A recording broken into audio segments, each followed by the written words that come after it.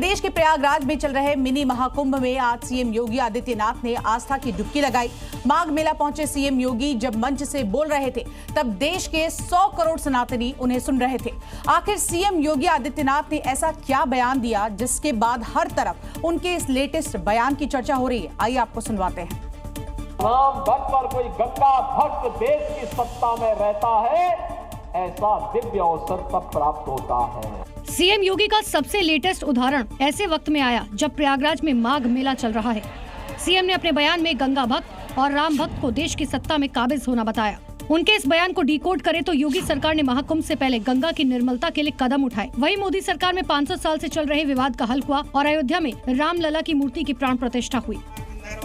CM योगी प्रयागराज पहुंचते ही संगम में पूजा करने पहुंचे और फिर संगम में आस्था की डुबकी लगाई। संगम का पानी ठीक वैसे ही निर्मल है जैसे कि महाकुंभ के दौरान था, यानी निर्मल, अविरल और शुद्ध। पहले मैं त्रिवेणी में डुबकी लगाकर की कृतज्ञता ज्ञापित करूंगा माँ गंगा के प्रति, माँ यमुना और माँ सरस्वती के प्रति। माघ मेले की शुरुआत से ही सीएम योगी की माघ मेले पर बराबर नजर है। और देखिए, अब से 100 घंटे के बाद प्रयागराज के माघ मेला में मकर संक्रांति के मौके पर दूसरा प्रमुख स्थान होने वाला है और उसको लेकर सीएम योगी ने अधिकारियों के साथ बैठक करके दिशा निर्देश जारी किए हैं। साथ ही कमान अब सीधे तौर पर अपने हाथ में ले ली है।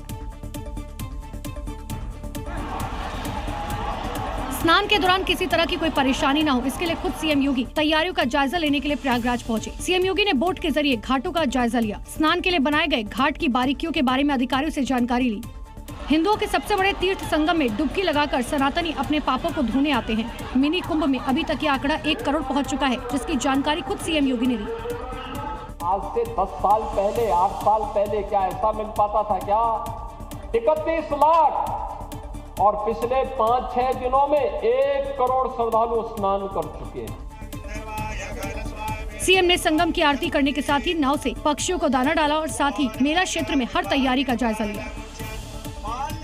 बांग्लादेश में जिस तरह से एक के बाद एक हिंदुओं को टारगेट किया जा रहा है, उसके बाद सीएम योगी ने एक बार फिर से एकता की बात कही है। सीएम ने चेताया कि अगर हम जाति के नाम पर बंटे तो फिर वैसा ही हाल होगा जैसा कि बांग्लादेश में हो रहा है। विभाजन हमारे लिए उसी प्रकार से सर्वनाश का कारण बन जाएगा जैसे बांग्लादेश के अंदर हम देख रहे हैं। सीएम योगी का यह बयान बांग्लादेश में पिछले 20 दिनों में कट्टरपंथियों का शिकार बने 7 हिंदुओं की हत्या के बाद आया है। हिंदुओं को टारगेट और सनातन पर हमले को लेकर सीएम योगी आदित्यनाथ सेक्युलरिज्म का ठेका लेकर चलने वाले लोगों पर भी हमला बोलते हुए नजर आए। बांग्लादेश की घटना पर इनका मुंह बंद है। इनके मुंह पे लगता किसी ने फेविकोल चिपका दिया है। अब कट्टरपंथियों ने हिंदू त्योहारों पर बैन लगाने का ऐलान कर दिया है। 14 जनवरी को मकर संक्रांति का त्योहार मनाने को इस्लाम में हराम बताया है।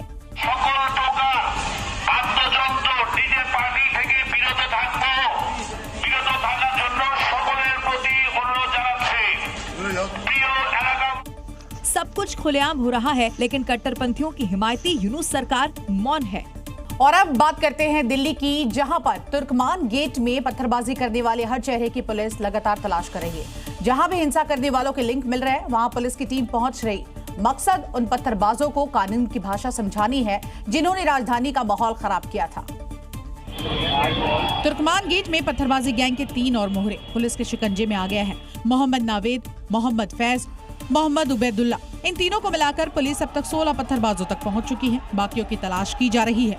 कुछ सोशल मीडिया इन्फ्लुएंसर भी पुलिस की रडार पर हैं, जिन्होंने सोशल मीडिया के जरिए मस्जिद तोड़े जाने की अफवाह फैलाई थी, मुसलमानों को भड़काया था। सीसीटीवी फुटेज के अलावा वायरल हो रहे वीडियो, बॉडी कॉर्न कैमरों की फुटेज और वीडियोग्राफी की फुटेज से आरोपियों की पहचान की जा रही है। लेकिन सवाल यह है कि तुर्कमान गेट पर साजिश का मास्टरमाइंड आखिर कौन था? जब मस्जिद कमेटी को पता था कि अतिक्रमण को हटाया जाना है, सब कुछ पहले से तय था, तो फिर पुलिस की टीम पर पथराव आखिर कैसे हुआ? आधी रात को इतने सारे पत्थरबाज कहां से आ गए? दिल्ली पुलिस तुर्कमान गेट हिंसा की एक कड़ियों को जोड़ रही है। साजिश करने वाले, पत्थर फेंकने वाले बचेंगे नहीं। यूपी के कानपुर में धर्मांतरण का एक सनसनीखेज मामला सामने आया है। आरोप है कि यहां पर एक गैंग उन लोगों को टारगेट कर रहा था जिन्हें पैसों की जरूरत थी और पैसों का लालच देकर उनका धर्म बदलवा रहा था। ये बिल्डिंग धर्मांतरण गैंग का वही अड्डा है जहां धर्म परिवर्तन का गोरख धंधा चल रहा था। नवाकांति सोसाइटी के नाम से चल रही संस्था की आड़ में गरीब और भोले भाले लोगों को पैसा देकर धर्मांतरण किया जा रहा था। यहाँ पर लोगों को लाया जाता था। पहले कुछ दिन तक तमाम सारी प्रलोभन दिए जाते थे, लालच दिए जाते थे, कई सारी अन्य चीजें बताई जाती थी। उसके बाद जो बाइबल है उसको पढ़ाया जाता था। यहाँ पर जो ईसाई धर्म की प्रार्थना होती है वो कराई जाती थी। धीरे धीरे लोगों को ईसाई धर्म की तरफ प्रेरित करने लगे। आसपास के इलाकों के रहने वाले लोगों का आरोप है कि यहाँ संगठित तरीके से धर्मांतरण का जाल फैला हुआ था। दलित समुदाय के लोग टारगेट पर होते थे, मदद और कौशल प्रशिक्षण के नाम पर झांसा देते थे। हर महीने 6,000 रुपए देने का लालच दिया जाता था। यहाँ विदेशी लोगों की मौजूदगी भी देखी गई। फिलहाल पुलिस ने शिकायत के आधार पर FIR दर्ज कर ली है। आरोपियों की तलाश भी की जा रही है।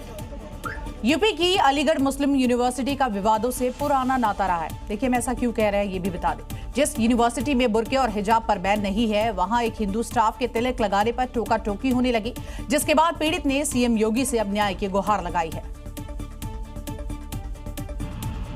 आरोप लगाने वाला ये शख्स है पंडित आशीष शर्मा।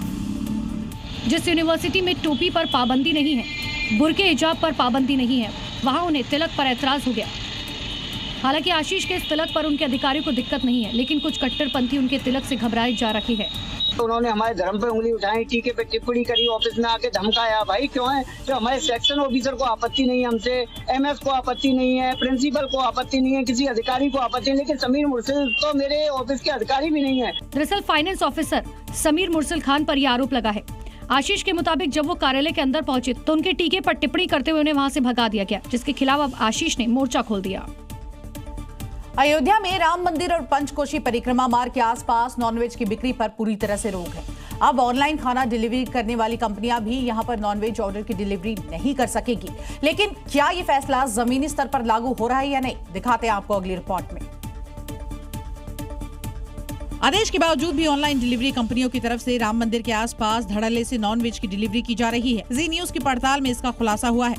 स्विगी से चिकन बिरयानी मंगवाया था और ये देखिए उसी स्विगी कंपनी का ये लड़का आया है। 364 रुपए ऑनलाइन इसका हमने इसको डिलीवर भी किया है। उसके बाद ये जो है चिकन बिरयानी लेके दरअसल अयोध्या प्रशासन ने राम मंदिर के 15 किलोमीटर के दायरे में नॉनवेज की ऑनलाइन डिलीवरी पर पूरी तरह से प्रतिबंध लगाया है। पंचकोसी परिक्रमा क्षेत्र में नॉनवेज फूड सप्लाई की शिकायतों के बाद ये फैसला लिया गया, लेकिन 24 घंटे के अंदर ही फूड डिलीवरी कंपनी ने इस आदेश की धज्जियां उड़ा दी। जी न्यूज की ग्राउंड रिपोर्ट से खुलासा। इस पूरे मामले में विभागीय दावों और जमीनी हकीकत के बीच अब बड़ा सवाल खड़ा हो रहा है। वहीं अयोध्या में राम मंदिर परिसर की सुरक्षा व्यवस्था में चूक सामने आई है। एक युवक को दक्षिणी परकोटे क्षेत्र में नमाज पढ़ते हुए हिरासत में लिया गया है। देखिए दावा किया जा रहा है कि युवक ने नमाज पढ़ने से रोके जाने पर जमकर नारेबाजी की। युवक के पकड़े जाने पर खुफिया एजेंसियां और पुलिस अलर्ट हो गई है। 55 साल का ये वही शख्स अहमद शेख है जिस पर दक्षिणी परकोटे परिसर में नमाज पढ़ने का आरोप है।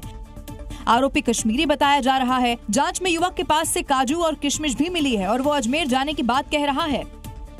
सुरक्षा में इतनी बड़ी सेंध लगाने के बाद खुफिया एजेंसियां युवक को हिरासत में लेकर पूछताछ कर रही हैं। इसके साथ ही कश्मीर में अहमद शेख को लेकर जांच की जा रही है। नमाज पढ़ने वाले युवक को लेकर सूफी फाउंडेशन की तरफ से भी बयान आया और उसके पाकिस्तान से तार जुड़े होने का अंदेशा जाहिर किया गया। ये सुरक्षा में बहुत बड़ी सेंध है। सांप्रदायिक सद्भाव को खराब करने की क्या साजिश थी? कश्मीरी है, इससे कई तार पाकिस्तान से भी जुड़ते। इस मामले में मंदिर प्रबंधन की तरफ से कोई बयान नहीं आया, लेकिन मामले की संवेदनशीलता को देखते हुए सुरक्षा एजेंसियां हर पहलू से जांच कर रही हैं।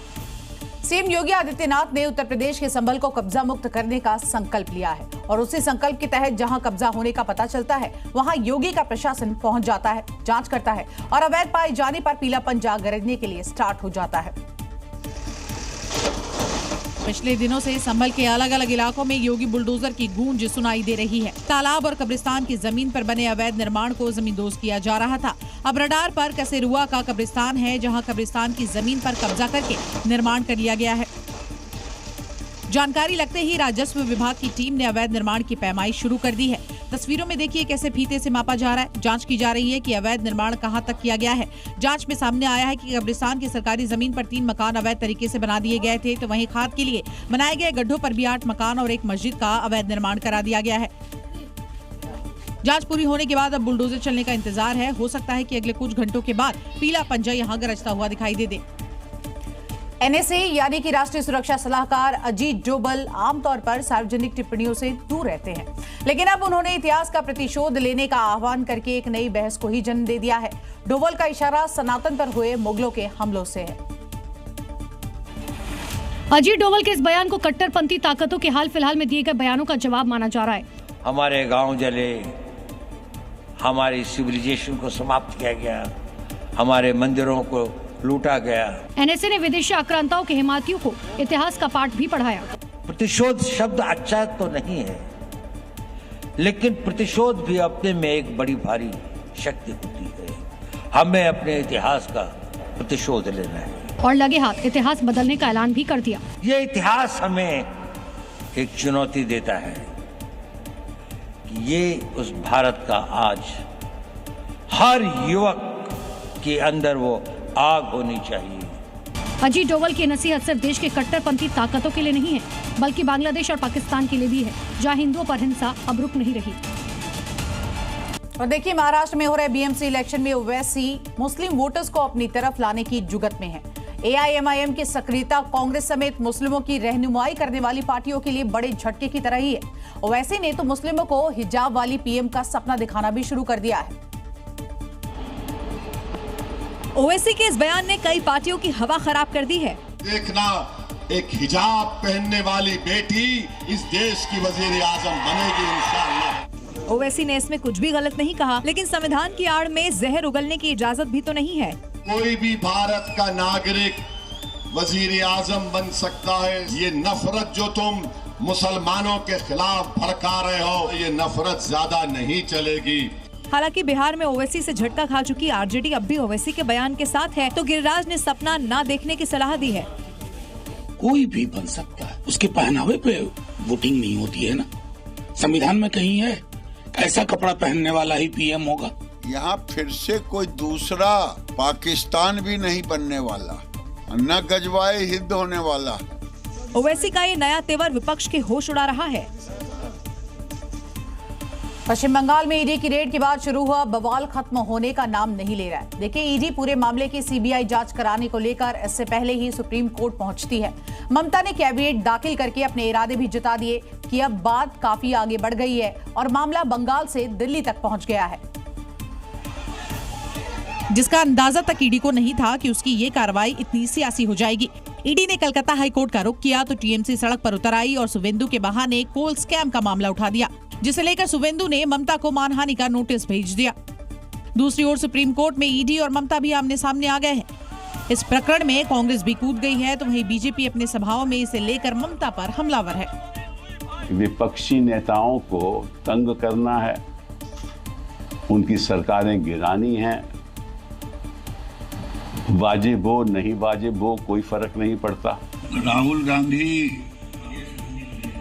जब चुनाव होता है तो सट जाते हैं, कोई नहीं है, सब संतरे की तरह महागठबंधन है। यानी ईडी के जरिए बंगाल की सियासत ऐन चुनाव से पहले परवान पर है। महाराष्ट्र की सियासत में आज एक और परिवार मिलन देखने को मिला है, जब अजीत पवार और सुप्रिया सुले एक ही मंच पर एक साथ नजर आए। दोनों ने पुणे निगम चुनाव के लिए साझा मैनिफेस्टो जारी किया। दरअसल चाचा और भतीजे की पार्टी ने पुणे और पिंपरी चिंचवड निकाय चुनाव के लिए हाथ मिलाया है। ठाकरे बंधुओं के बाद अब चाचा भतीजा भी एक साथ चुनावी डगर तय कर रहे हैं। वो इसीलिए क्योंकि चाचा शरद पवार और भतीजे अजीत पवार के बीच काफी हद तक गिले शिकवे दूर हो गए। साल 2023 में एनसीपी में हुई दो फाड़ के बाद पहली बार अजीत पवार और सुप्रिया सुले एक साथ राजनीतिक मंच साझा करते हुए दिखाई दिए और पुणे नगर निगम के लिए संयुक्त घोषणा पत्र जारी किया। राज्य और केंद्र में बीजेपी के साथ सत्ता में होने के बावजूद अजीत पवार ने स्थानीय बीजेपी नेतृत्व को निशाना बना रखे हैं। उन पर पुणे और पिंपरी चिंचवड के विकास को पटरी से उतारने का आरोप लगा रखे हैं। फिलहाल चाचा और भतीजे की तरफ से साफ नहीं किया गया कि ये चुनावी डगर की मंजिल सिर्फ पुणे और पिंपरी चिंचवड है या फिर अगले साल लोकसभा विधानसभा चुनाव तक साथ है।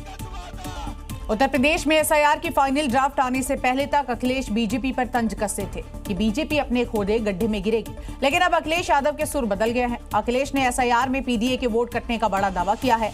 अखिलेश ने राज्य और केंद्रीय चुनाव आयोग के आंकड़ों में फर्क पर सवाल किया है। दरअसल अखिलेश यादव ने लखनऊ में एक प्रेस कॉन्फ्रेंस की और आंकड़ों पर सवाल उठाए। भारत सरकार की एक्सरसाइज के बाद जो डिफरेंस नजर आ रहा है, वो डिफरेंस इतना नजर आ रहा है कि लग रहा है कि कोई ना कोई साजिश षड्यंत्र चल रहा है। वोट पीडीए समाज का काटने का और अपना वोट बढ़ाने का, अखिलेश का दावा है कि सीएम ने पहले ही कहा था कि 4 करोड़ वोट कटेंगे और तब वोटर लिस्ट का ड्राफ्ट जारी भी नहीं हुआ था। सीएम ने ये बात कार्यकर्ताओं अफसरों से कही थी। तो वहीं दूसरी खबर है कि आंकड़े आने के बाद सीएम ने बैठक की है और कार्यकर्ताओं को नाम जुड़वाने का होमवर्क दिया है। इस मामले पर योगी के मंत्री ओपी राजभर ने अपनी प्रतिक्रिया दी है। 86 लाख मतदाता पूरे प्रदेश में मृतक पाए गए। अब उनको स्वर्ग से लाया जाएगा, अखिलेश जी ही ला सकते हैं। मतदाता सूची में अगर नाम चढ़ाना होगा तो वही ला सकते हैं भाई, हम लोगों के बस का तो नहीं है। एसआईआर के शुरू होने से पहले शुरू हुआ विवाद अब भी थमता हुआ दिखाई नहीं दे रहा है। बिहार में चुनाव के दौरान लालू के परिवार में जो घमासान मचा था, देखिए वो कुछ दिनों के लिए शांत जरूर हुआ था, लेकिन ये तूफान से पहले की शांति थी जो एक बार फिर से रोहिणी के पोस्ट से उजागर हो गई है और अदालती बहसों के बीच फैमिली वाली बहस भी लगातार जारी है, जिसका मतलब है तेज प्रताप यादव की तरह बागी हो चुकी रोहिणी का ना तो गुस्सा शांत हुआ है और ना ही शांत हुआ है लालू परिवार में विरासत की जंग, जिसे लेकर एक बार फिर रोहिणी ने तंज कसा है अपने पोस्ट के जरिए। रोहिणी ने लिखा, बड़ी शिद्दत से बनाई और खड़ी की गई बड़ी विरासत को तहस नहस करने के लिए परायों की जरूरत नहीं होती, अपने और चंद षड्यंत्रकारी नए बने अपने ही काफी होते हैं। जिस पहचान और वजूद की वजह से सब कुछ है, उसी को मिटाने पर जब अपने ही आमादा हो जाए तो हैरानी होती है। रोहिणी का सीधा इशारा तो संजय यादव की ही तरफ है और पार्टी में निचले स्तर तक ये चर्चा है कि क्या आरजेडी पर अब लालू परिवार की पकड़ नहीं रह गई। और अब बात करते हैं उत्तर प्रदेश की, जहां पर अवैध कब्जे पर एक्शन लगातार जारी है। यूपी के मुख्यमंत्री योगी आदित्यनाथ का स्टैंड एकदम क्लियर है, जहां भी अवैध कब्जा मिले उसका बुलडोजर से हिसाब किया जाए। इसलिए उत्तर प्रदेश के शहर शहर अवैध कब्जे पर ताबड़तोड़ एक्शन किया जा रहा है। उत्तर प्रदेश में योगी भूमाफियाओं के इरादों को भी इसी तरह से उखाड़ रहे हैं, जैसे ये बुलडोजर इस अवैध निर्माण को मिट्टी में मिला रहा है। बुलडोजर एक्शन की ये तस्वीरें आगरा की हैं, जहां हरिपर्वत और ताजगंज इलाके में अवैध निर्माणों पर बुलडोजर गर्जा। आगरा विकास प्राधिकरण ने यहां अवैध तरीके से बन रही कॉलोनियों को बुलडोजर से जमींदोज कर दिया। हजारों वर्ग मीटर जमीन पर भूमाफिया बिना नक्शा पास कराए अवैध कॉलोनियां बना रहे थे। आगरा में बुलडोजर ने हिसाब किया तो संभल में बुलडोजर का टारगेट फिक्स किया गया। यहाँ कब्रिस्तान और सरकारी तालाबों की जमीन पर अवैध कब्जा हटाने का नोटिस जारी किया गया। अगर सोमवार तक यहाँ अवैध निर्माण नहीं हटाया गया तो बुलडोजर के जरिए अवैध कब्जे को ध्वस्त कर दिया जाएगा। वाराणसी में मणिकर्णिका घाट पर प्रशासन का बुलडोजर गरजना शुरू हो गया है। दाल मंडी में अतिक्रमण विरोधी अभियान के बाद प्रशासन का पूरा जोर अब मोक्षदायिनी मणिकर्णिका घाट के कायाकल्प पर है। महाशमशान पर बुलडोजर की ये कार्रवाई प्रस्तावित कॉरिडोर निर्माण को लेकर चल रही है। बुलडोजर की हर एक चोट काशी की सकरी गलियों और ऐतिहासिक घाटों की सूरत बदलने की दिशा में उठाया गया कदम है। यहाँ पर लगातार बुलडोजर तोड़फोड़ करता हुआ नजर आ रहा है और जिस तरीके से यहाँ पर तमाम जो घाट है अब उसको तोड़ दिया गया है। जो लकड़ी की बड़ी बड़ी टाले हैं उसको यहाँ पर तोड़ा जाएगा, उसको हटाया जाएगा। कहा यह जा रहा है कि जहाँ पर चिताएं 24 घंटे जलती थी, आग ठंडी नहीं होती थी, और वहाँ पर इस तरीके के बुलडोजर गरज रहे हैं। चलिए अब आपको डिटेल में बताते हैं कि वाराणसी में इस बुलडोजर कार्रवाई के पीछे आखिर मास्टर प्लान क्या है। दरअसल यहाँ मणिकर्णिका से सिंधिया घाट तक कॉरिडोर प्रस्तावित है, जिसके तहत पूरे इलाके का सुव्यवस्थित तरीके से चौड़ीकरण किया जाएगा। घाटों पर तीर्थयात्रियों के लिए बेहतर सुविधाएं होंगी। शवदाह के लिए सुगम मार्ग बैठने की व्यवस्था की जाएगी। साथ ही सिंधिया घाट तक कनेक्टिविटी को भी मजबूत किया जाएगा। केजीएमयू के कुलपति के ऑफिस में हुए हंगामे पर आरोप प्रत्यारोप का खेल शुरू हो चुका है। देखिए, जहां एक तरफ केजीएमयू प्रशासन की तरफ से अपर्णा यादव और उनके समर्थकों के खिलाफ थाने में शिकायत दी गई है, तो वहीं दूसरी ओर अपर्णा यादव इन आरोपों को पूरी तरह से बेबुनियाद बता रही हैं। अपर्णा यादव ने कहा कि कुलपति ऑफिस में कोई तोड़फोड़ नहीं की गई है, वहां छिपकली की वजह से गमला टूटा और इल्जाम उन पर लगाया जा रहा है। वहाँ पर किसी छिपकली के वजह से जो पॉट टूट गया, उसकी वजह से आप कहते हैं कि वहाँ पर मॉब ने इस तरीके की बात करी। ये तो सरासर जब ये इस तरीके का मेरे ऊपर कर सकती हैं बात, तो मुझे लगता है डॉक्टर कितनी सेफ होंगी वहाँ पर। अपर्णा यादव का ये जवाब उन आरोपों पर है जिसमें उन पर समर्थकों के साथ केजीएमयू के कुलपति के चैम्बर में घुसकर अभद्र नारेबाजी और तोड़फोड़ का आरोप लगाया गया। अपर्णा यादव ने कहा कि धर्मांतरण के मामलों से ध्यान बांटने के लिए ये झूठ बोला जा रहा है। वहीं केजीएमयू में धर्मांतरण के मुद्दे को लेकर अपर्णा यादव ने मुख्यमंत्री योगी आदित्यनाथ से मुलाकात की और इस पूरे मामले पर एक संयुक्त रिपोर्ट तैयार करने का फैसला लिया गया है। 26 जनवरी से पहले पाकिस्तान की नापाक साजिश पर भारत ने करारा वार किया है। देखिए, ड्रोन के जरिए आतंक फैलाने की कोशिश की गई, लेकिन सुरक्षा बलों ने साजिश को हवा में ही चकनाचूर कर दिया। पाकिस्तान से भेजे गए 2 पिस्टल, 3 मैगजीन, 1 ग्रेनेड और भारी मात्रा में गोला बारूद, यानी भारत में खून बहाने का पूरा प्लान। ये पिस्टल सिर्फ हथियार नहीं, ये टारगेटेड किलिंग के वो टूल्स हैं जिससे पाकिस्तान भारत की शांति पर हमला करना चाहता था। लेकिन सेना और सुरक्षा एजेंसियों ने दुश्मन को साफ संदेश दे दिया, हर ड्रोन पकड़ा जाएगा और मुनीर की हर साजिश कुचल दी जाएगी। सांबा इलाके की घेराबंदी करके एक इंच को खंगाला जा रहा है। पता लगाया जा रहा है कि ड्रोन की कंसाइनमेंट किसके लिए भेजी गई। आप देख सकते हैं कि ये जो इलाका है कितना खतरनाक है, कितना घना जंगल है और यहाँ पर कई सारी चुनौतियां जो हैं वो सुरक्षा बलों के सामने है। इससे पहले 1 जनवरी को पुंछ इलाके में ड्रोन की साजिश को नाकाम किया गया था।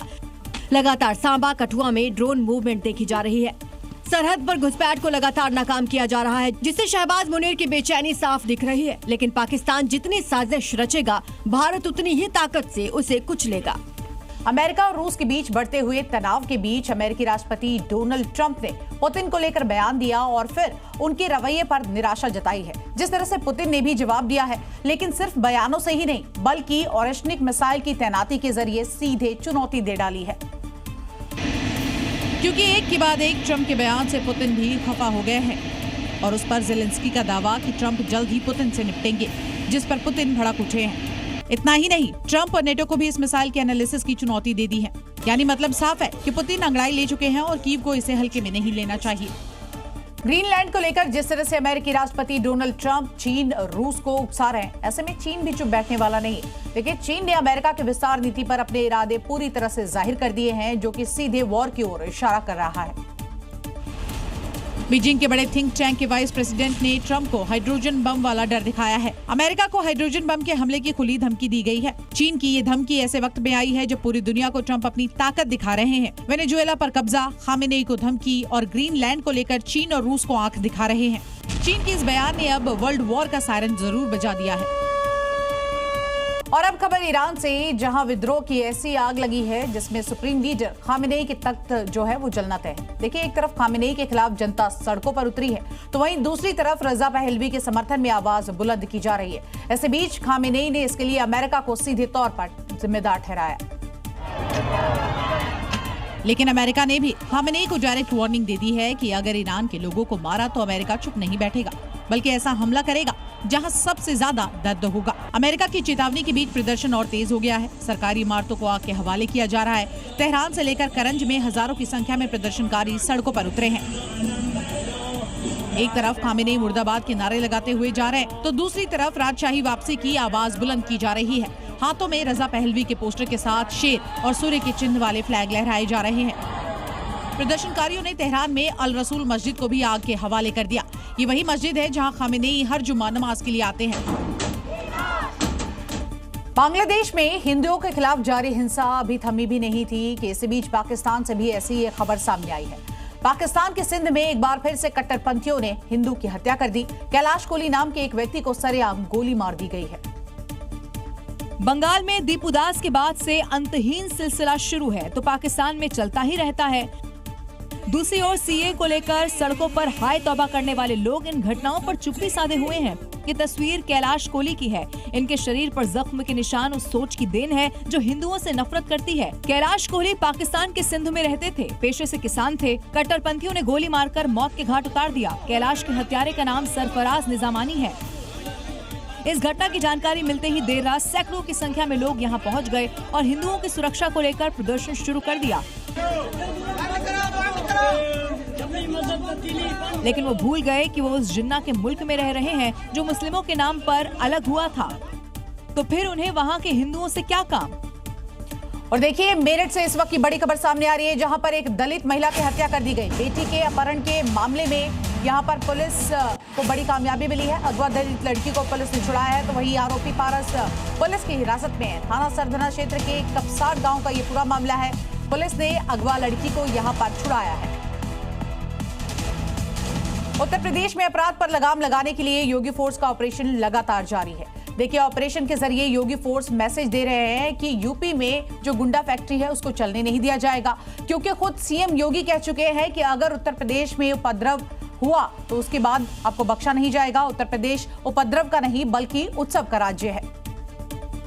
आज उपद्रव नहीं, आज उत्सव का प्रदेश है।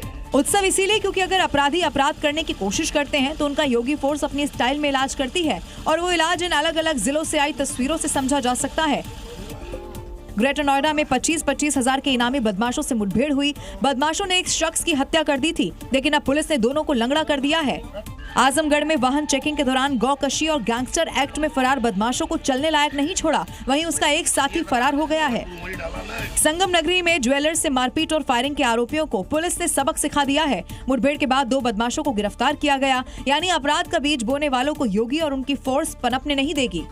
उत्तर प्रदेश के प्रयागराज में माघ मेला में बड़ी संख्या में यहाँ साधु संत पहुंच रहे हैं, लेकिन कुछ लोग ऐसे भी हैं जो कि फर्जी जानकारी फैलाकर सोशल मीडिया से पैसा कमाने का धंधा कर रहे हैं। लेकिन प्रयागराज पुलिस ने ऐसे यूट्यूबरों को सलाखों के पीछे भेज दिया है। पुलिस गिरफ्त में खड़े ये वही आरोपी प्रदीप साहू और चंदन कुमार हैं, जिन्होंने माघ मेले को बदनाम करने की कोशिश की। आरोपियों ने माघ मेले में साधु संत का वेश धारण किया, फर्जी बाबा होने का वीडियो बनाया। वीडियो पुलिस के हाथ लगा तो पुलिस ने एक्शन लिया, जिसके बाद सारी सच्चाई सामने आ गई। आरोपियों ने वीडियो सोशल मीडिया पर डाला, पैसे कमाने का प्लान बनाया था, जिसके बाद मेले में जाकर फर्जी तरीके से वीडियो बनाकर वायरल कर दिया गया था। उसके तथा उसके सहयोगी के खिलाफ अभियोग पंजीकृत किया गया है। दोनों को जेल भेजा गया है। चंद पैसों और लाइक्स के लिए सनातन को बदनाम करने वालों को योगी फोर्स नहीं छोड़ेगी। इन लोगों पर एक्शन लेकर पुलिस ने यह साबित कर दिया है। और देखिए, उत्तर प्रदेश के प्रयागराज में चल रहे माघ मेले का क्रेज बिल्कुल कुंभ मेले की तरह ही है। यहाँ संगम में पवित्र डुबकी लगाने के लिए देश ही नहीं बल्कि दुनिया के कोने कोने से लोग पहुंच रहे हैं और सनातन का परचम बुलंद कर रहे हैं। इटली से आए लुक्रेशिया भी उनमें से एक है, जिनके दिल में सनातन संस्कृति के लिए अपार श्रद्धा है और होठों पर है हिंदू देवी देवताओं के जयकारे। हाथ में कलावा, गले में कंठी माला पहने लुक्रेशिया भाव विभोर है। संगम में डुबकी लगाने के बाद से ही भक्ति भाव में है, लगातार हाथ जोड़े जयकारे लगाते। लुक्रेशिया जो कि इटली से आई हैं वो हमारे साथ हैं। How are you feeling Sangam? So the Sangam experience is the best experience of my life. When I first arrived, I felt magic here for the spiritual connection. लुक्रेशिया इस मेले की व्यवस्था सुविधाओं को देखकर हैरान है। You know about CM Yogi Adityanath? Of course, the Uttar Pradesh minister, right? Yes, He's yes. very, very good. It's my dream to meet him and thank him for his job. लुक्रेशिया ही नहीं, आम लोग भी यहाँ मौजूद व्यवस्थाओं से संतुष्ट हैं। छोटे पैमाने पर ही सही, सब कुछ कुंभ मेले की तरह है। अगली खबर वाराणसी से, जहां पर पुलिस ने बहुत बड़ी गोल्ड चोरी का पर्दाफाश किया है। देखिए, पुलिस ने एक सराफा दुकान में सेंधमारी करने वाले 5 लोगों को अरेस्ट किया है और इनके पास से तकरीबन 3 करोड़ का सोना बरामद किया गया है। पुलिस के लिए अब तक ये सबसे बड़ी रिकवरी मानी जा रही है। बरामद हुआ सोना देखकर लग रहा है कि चोरों ने पूरा का पूरा ज्वेलरी शोरूम साफ कर दिया। नजारा किसी ज्वेलरी शोरूम से कम नहीं लग रहा। लगी भी क्यों ना, बरामदगी जो इतनी बड़ी है। पुलिस को इन ज्वेल थीफ के पास से 2 किलो 122 ग्राम सोने के आभूषण मिले हैं, जिसमें 400 अंगूठियां, 69 मंगलसूत्र, 79 नथ, 20 हार और 30 जोड़ी कान के झुमके हैं। वाराणसी में सराफा दुकान से इतनी बड़ी गोल्ड चोरी पर पुलिस का खुलासा भी चौंकाने वाला है।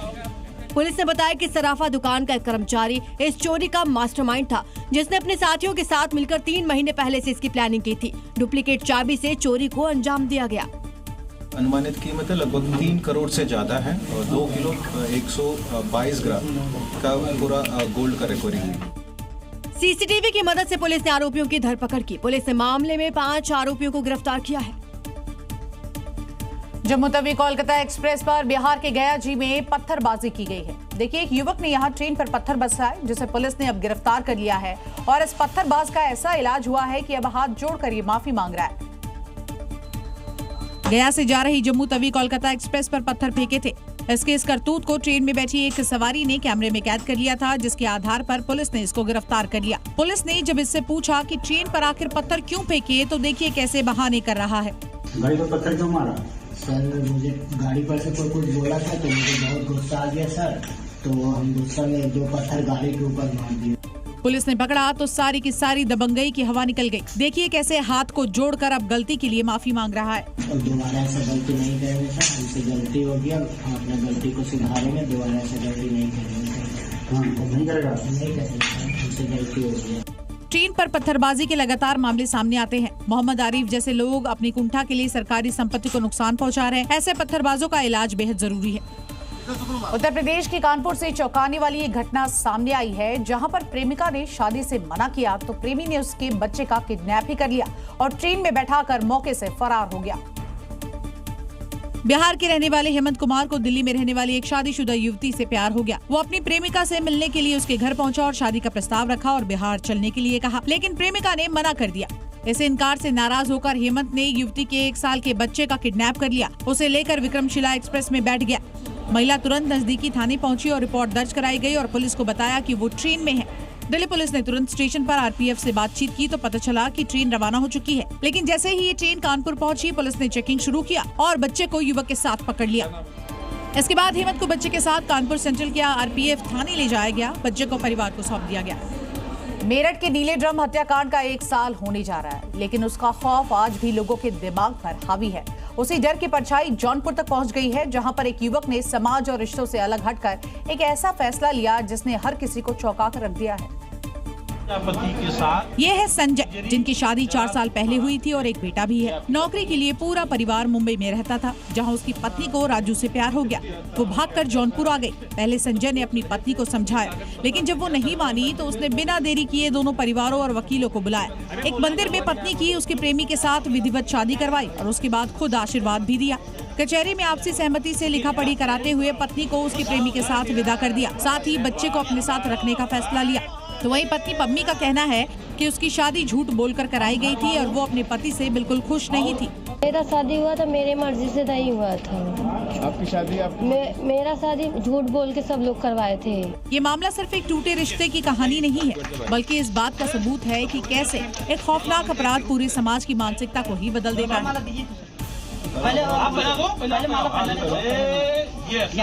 पैसा और पावर का नशा कई बार लोगों के सिर पर चढ़कर ऐसा बोलता है कि देखिए उन्हें जमीन पर चलते लोग शायद दिखाई नहीं देते।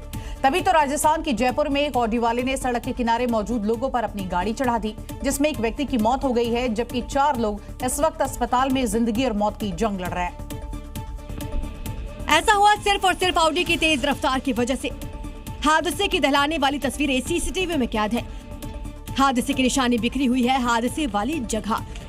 इन्हीं दुकानों पर मौजूद थे वो घायल और मृतक, जिनके लिए मौत बनकर आई बेकाबू ऑडी। हादसे के बाद चीख पुकार मच गई। घायलों को तुरंत एम्बुलेंस से अस्पताल भेजा गया। पता चला हादसे के वक्त कार में 4 युवक सवार थे और चारों नशे में धुत थे। एक गाड़ी बहुत स्पीड से उधर से आ रही थी, उसके डिवाइडर पे हिट हुआ है। पुलिस ने त्वरित कार्रवाई की, एक आरोपी को पकड़ा, जबकि 3 की तलाश जारी है। गाड़ी थी दिल्ली नंबर की, जो कि डिवाइडर से अनबैलेंस होकर काफी गति में थी। बेंगलुरु की करते हैं, जहां से हादसे की एक हैरान करने वाली तस्वीरें सामने आई है। एक कार तेज स्पीड से डिवाइडर पार करके आ गई और मौके पर मौजूद लोग यहां बाल बाल बचते हुए दिखाई दे। देखिए कैसे हाई स्पीड कार डिवाइडर पार करके रोड के इस पार आ गई और वहां खड़े लोग बाल बाल बच गए। जरा गौर से इस तस्वीर को देखिए। सड़क पर 1, 2, 3, 4, 5 और 6 लोग खड़े हैं, जिनमें 2 लड़कियां भी हैं। बाकी 4 लड़के सभी आराम से बातें कर रहे हैं। इन्हें ये नहीं पता कि अगले पल इनके साथ क्या होने वाला है। तभी अचानक हाई स्पीड में एक कार पीछे से आ जाती है और सामने से जाके टकरा जाती है। वहां पर खड़े ये सभी लोग बाल बाल बच जाते हैं। ये खौफनाक हादसा बेंगलुरु के इंदिरा नगर में हुआ, जहां 100 फीट रोड पर एक तेज रफ्तार कार डिवाइडर पार करके आ गई। कार की स्पीड करीब 90 किलोमीटर प्रति घंटा बताई जा रही है। वहीं कार चला रहा शख्स नशे में था। अचानक उस शख्स ने कार से नियंत्रण खो दिया और कार होटल से जाकर टकरा गई। होटल के बाहर खड़े लोग बाल बाल बच गए। लेकिन हम तो यही कहेंगे कि ड्रिंक करके कार ड्राइव ना करें, कहीं आपकी लापरवाही किसी की जान ना ले ले। और अब बात करते हैं राजस्थान की, जहां के बांसवाड़ा में ट्रैफिक नियमों की खुलेआम धज्जियां उड़ाई जा रही है, जिसका एक वीडियो भी सोशल मीडिया पर जमकर वायरल हो रहा है, जिसमें ये देखा गया कि जीप लोगों से यहां लबालब भरी हुई है और उसके बाद ड्राइवर यहां दिखाई नहीं दे रहा है। करीब 10 सवारी क्षमता वाली जीप में 50 से ज्यादा लोग सवार थे। वीडियो में साफ देखा जा सकता है कि ना तो किसी की उम्र का ख्याल रखा गया और ना ही किसी की सुरक्षा का ध्यान रखा गया। बच्चे, बुजुर्ग और महिलाएं सभी अपनी जान को जोखिम में डालकर गाड़ी में सवार थे। जीप के चारों तरफ लोग लदे थे। अंदर ही नहीं बल्कि छत, पीछे और साइड में भी लोग लटके थे और गाड़ी पूरी स्पीड के साथ सड़क पर दौड़ रही है। ऐसी कोई जगह नहीं बची जहां सवारियां ना बैठी हों। ड्राइवर को ना तो लोगों की जान की परवाह है और ना ही कानून का कोई खौफ है। ट्रैफिक नियमों की अनदेखी बड़े हादसों का कारण बन सकती है। प्रशासन और नागरिकों को मिलकर जागरूक होना होगा ताकि भविष्य में ऐसी खतरनाक घटनाएं न हो सके। और देखिए, अगर आप भी ऑनलाइन खाना मंगाकर खाने के शौकीन हैं तो ये खबर बिल्कुल आपके लिए है, क्योंकि हो सकता है आप ऑर्डर वेज करें लेकिन डिलीवरी बॉय जो है वो आपके लिए नॉनवेज खाना ले आए। और ऐसा इसलिए क्योंकि उत्तर प्रदेश के नोएडा से एक ऐसा ही मामला सामने आया है। युवक का आरोप है कि उसने ऑनलाइन मलाई सोया चाप मंगवाया, लेकिन जब उसका ऑर्डर आया तो वो हैरान रह गया क्योंकि सोया चाप की जगह उसमें चिकन रोल था। इसका वीडियो युवक ने सोशल मीडिया पर शेयर कर दिया। अंडा नहीं खाते हैं, आप उन लोगों का धर्म भ्रष्ट करना चाहते हैं, या तो ये आपकी कोई बड़ी साजिश है या कुछ है, इसका आप जवाब दीजिए। आपके मैंने जब कस्टमर केयर पर मैसेज डालता हूँ, कॉल कर रहा हूँ, मुझसे कहते हैं कि हमारे एग्जीक्यूटिव आपसे 24 घंटे के अंदर इसका जवाब देंगे। युवक का कहना है कि जिम्मेदार कंपनी ना तो शिकायत पर कोई एक्शन ले रही है और ना ही कोई जवाब दे रही है। पीड़ित ने अब कंपनी पर भावनाएं आहत करने का आरोप लगाया। इसके साथ ही कड़ी कार्रवाई की भी मांग कर दी है। उत्तर प्रदेश के शाहजहांपुर में पति पत्नी की लड़ाई में युवक ने सड़क पर आगजनी कर दी। पति ने घर का सारा सामान सड़क पर लाकर आग के हवाले कर दिया, जिसके बाद इलाके में हड़कंप मच गया। बताया जा रहा है कि दोनों में किसी बात को लेकर विवाद हुआ था। विवाद इतना बढ़ गया था कि पत्नी घर छोड़कर मायके चली गई थी, जिसके बाद युवक ने पत्नी से जुड़ा हुआ सामान सड़क पर फेंक दिया और उन्हें आग के हवाले कर दिया। तस्वीरों में देखिए कैसे सड़क पर बेड और गद्दे पड़े हुए हैं और उसमें युवक आग लगाता हुआ दिखाई दे रहा है। देखते ही देखते पूरा सामान जलने लगा, जिसके बाद वहां अफरा तफरी फैल गई। युवक पेट्रोल पंप का मालिक बताया जा रहा है। उसका कहना है कि उसका तलाक हो चुका है और वो घर में पत्नी से जुड़ा कोई सामान नहीं रखेगा। फिलहाल आग की सूचना मिलने पर मौके पर पुलिस पहुंच गई, जिसके बाद आग को बुझाया गया और युवक से पूछताछ की जा रही है। यूपी के आगरा में शराब के खिलाफ महिलाओं का गुस्सा सड़कों तक पहुंच गया। देखिए, शराब के ठेके पर महिलाओं ने ऐसा हमला बोला कि पूरा इलाका ही गूंज उठा। शराब के ठेके के बाहर घूंघट में पहुंची दर्जनों महिलाएं, हाथों में लाठियां, गुस्से से लाल। ठेके से सारी शराब बाहर निकाल दी और फिर एक एक करके उन पर लाठियों से चकनाचूर कर दिया। तस्वीरों में साफ दिखाई दे रहा है कि महिला कितने ज्यादा आक्रोश में है। करीब आधे घंटे तक महिलाएं बोतले को तोड़ती रही। इससे हर तरफ कांच ही कांच फैल गया। महिलाओं को रोकने का प्रयास किया गया, लेकिन वो बिल्कुल नहीं मानी। शराब की वजह से घर बर्बाद हो रहे हैं, बच्चों का भविष्य अंधेरे में जा रहा है। हैरानी की बात तो ये हो रही है कि महिलाओं के साथ छोटे छोटे बच्चे भी मौजूद हैं, जो इस पूरे हंगामे के गवाह बने हैं। शराब ठेके की वजह से इलाके में झगड़े, घरेलू हिंसा और अपराध बढ़ रहे थे। कई बार शिकायत के बावजूद कोई सुनवाई नहीं हो रही थी और जब प्रशासन नहीं जागा तो महिलाओं ने खुद ही मोर्चा संभाल लिया। कड़ाके की ठंड और शीतलहर अब सिर्फ इंसानों के लिए नहीं बल्कि जंगल के सबसे बड़े और ताकतवर जानवरों के लिए भी खतरा बन चुकी है। उत्तर प्रदेश के मथुरा में हाथियों और भालुओं को ठंड से बचाने के लिए वाइल्ड लाइफ SOS ने विशेष इंतजाम किए हैं। जैसे जैसे तापमान गिर रहा है, वैसे वैसे इन बेजुबानों जानवरों की जिंदगी को बचाने की चुनौतियां बढ़ती जा रही हैं। हाथियों को ठंड से बचाने के लिए हाथियों को थर्मल कवर पहनाए गए। रात के समय गर्म और बंद शेल्टर में रखा जा रहा है। ठंडे पानी की जगह गुनगुने पानी से नहलाने की व्यवस्था की गई। इतना ही नहीं, हाथियों की डाइट में बड़ा बदलाव किया गया। हाथियों के खाने में अब लौंग, हल्दी, अदरक, लहसुन, काला नमक, अजवाइन और हींग जैसे गर्म मसालों का मिश्रण शामिल है, जिसे गुड़ और घी के साथ मिलाया जाता है ताकि शरीर की गर्मी बनी रहे और इम्यूनिटी मजबूत हो। भालुओं को ठंड से बचाने के लिए हीटर लगे हैं। मोटे सूखे बिछौने और हवा रोकने वाले कवर लगाए गए। भालुओं की डाइट भी पूरी तरह से विंटर स्पेशल कर दी गई है। पौष्टिक बनाने के लिए बाजरा और रागी से बना हुआ गर्म दलिया दिया जाता है। भालुओं के लिए मुरमुरे, गुड़ और मूंगफली से तैयार विशेष ट्रीट दी जाती है।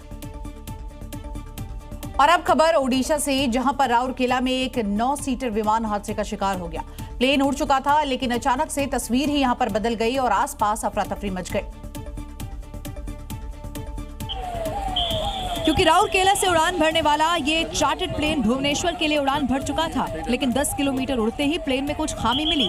पायलट ने प्लेन को वापस लेने की कोशिश की, लेकिन इसी दौरान विमान गिर पड़ा और प्लेन का अगला हिस्सा टूटकर बर्बाद हो गया। इस विमान में 2 क्रू मेंबर और 4 मुसाफिर सवार थे। विमान में सवार सभी लोग बुरी तरह से जख्मी हो गए। देखते ही देखते मौके पर अफरा तफरी का माहौल हो गया। आनन फानन में सभी को इस प्लेन से उतारा गया और अस्पताल ले जाया गया। बताया जा रहा है कि प्लेन का पायलट गंभीर रूप से जख्मी हो गया। यूपी के फिरोजाबाद की वंशिका 450 किलोमीटर स्केटिंग करके अयोध्या पहुंची। देखिए, उसने रामलला के दर्शन किए। वंशिका 5 दिनों में स्केटिंग करते हुए अयोध्या पहुंची है। जगह जगह पर लोगों ने यहां फूल और मालाओं से उनका जमकर स्वागत किया। तो ये तस्वीरें आप देखिए, नन्ही सी बच्ची, लेकिन जज्बा ऐसा कि स्केटिंग करते हुए 450 किलोमीटर अयोध्या पहुंची। और जब यहां पर उन्होंने रामलला के दर्शन किए तो आसपास के लोग भी आप देखिए उन पर फूल बरसाते हुए नजर आए। तो ये थी खबरें 7 बजे की। कल फिर होगी बात पते की। नमस्कार।